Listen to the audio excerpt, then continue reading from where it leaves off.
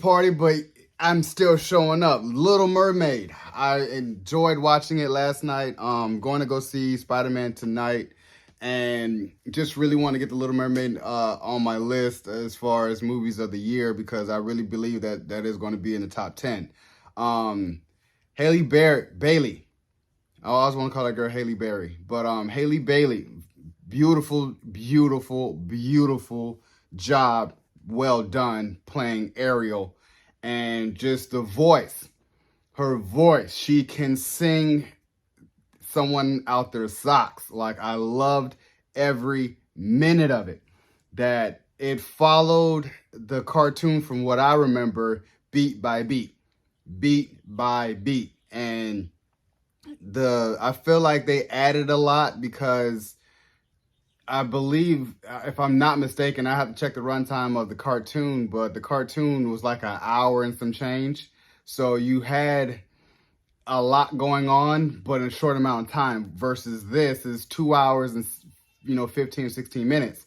So it's kind of like they added a whole bunch of stuff, just for her to be on land. I think when she got on land was when I was like, the movie's dragging. The movie's dragging. I got sleep. I watched it real late, so I'm like, the movie is dragging. And I'm like, why is it dragging?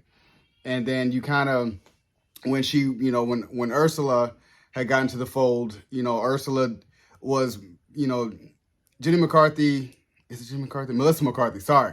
That's her cousin. Melissa McCarthy playing Ursula. She didn't do a bad job.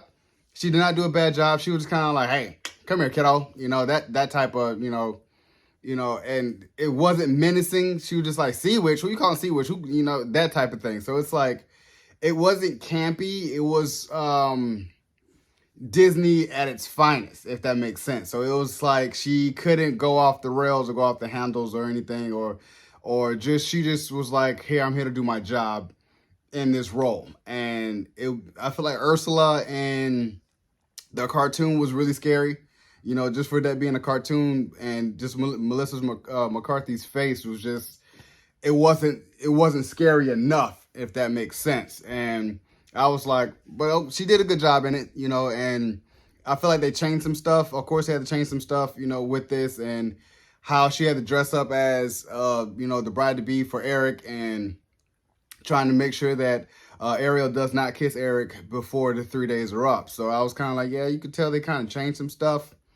But I'm like, I don't know where we're going with this. But, in all, it's still a good movie. Like, nevertheless, the voice is there, the music is there. Under the Sea, that is always going to be like a staple classic with The Little Mermaid. I feel like everyone knows that song.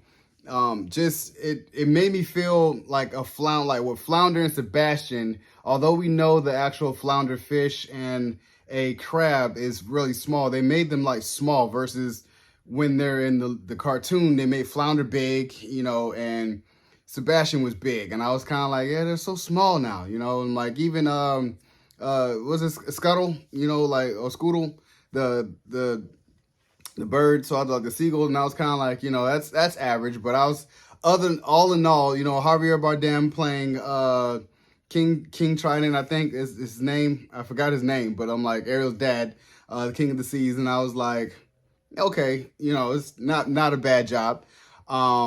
But like I said, I never had a problem with the diversity in this, but when it came to the King's daughters, I was like, okay, yeah, this is weird. But other than that, like I said, HalleBailey playing Ariel, spot on. I wouldn't mind a part 2. I really won't.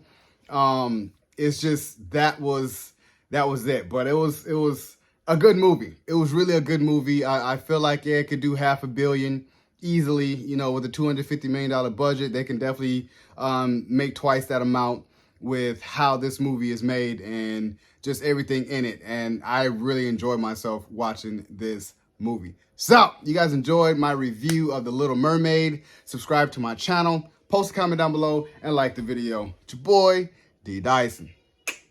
Peace.